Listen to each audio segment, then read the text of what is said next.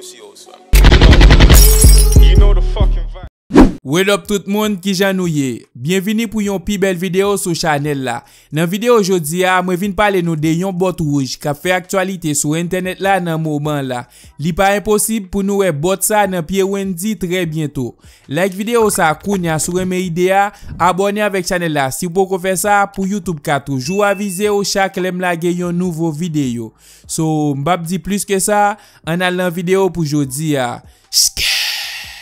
Yo te di nou pa prive, men nou fè yon grand espoir. Chaque fois yo souhaite pou nou tombe, nou fè yon grand espoir. Depuis nan commencement mois février a, gen yon nouveau bot rouge qui a fait viral sur réseau yo.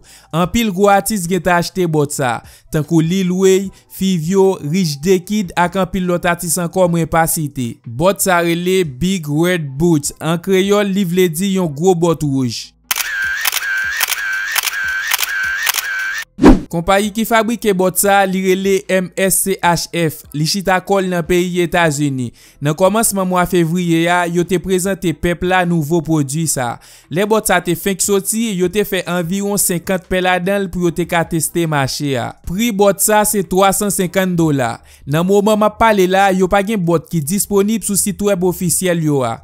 Yo te fait seulement 50 paires pour yo te ka tester marché a. Mais gen pile moun qui fait réservation parce que yo pa gen pile stock kap disponible dans jou kap vini yo la sous site web officiel yo a. Yo fabrique bot ça c'est par rapport avec yon ti comic japonais qui relé Aster Boy. Ti comic ça la longtemps. Moun qui créé ti comic ça li relé Osamu Tezuka. C'est yon japonais. Mi se fait partie yon nan moun qui te kon fait un pile l'argent sur internet là à cause li kon fait un pile film ti comic. À cause de ti comic ça, nouveau compagnie ça créé style bot ça.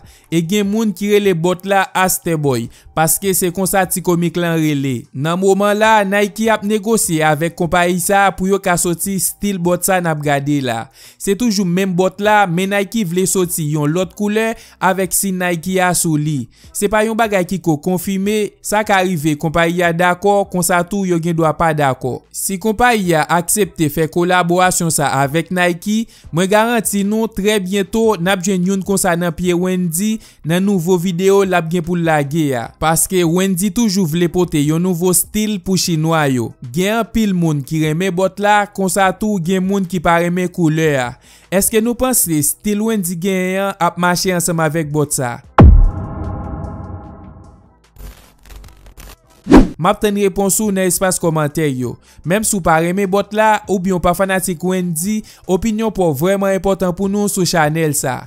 Like vidéo pour ka encourager travail là et de partager vidéo ça pour travail là arriver sur plus moun. M'a invité ou follow sur Instagram pour nous carré connecter. M'a quitter link Instagram dans la description vidéo ça. Abonnez avec channel là si vous pouvez faire ça pour YouTube ka toujours aviser ou chaque lem la gen yon nouveau vidéo. En pile love ak respect pour ou, rendez-vous pour yon l'autre vidéo. Ma babiye, ma gono machine me acheter, ma gono bill me payer, ma gono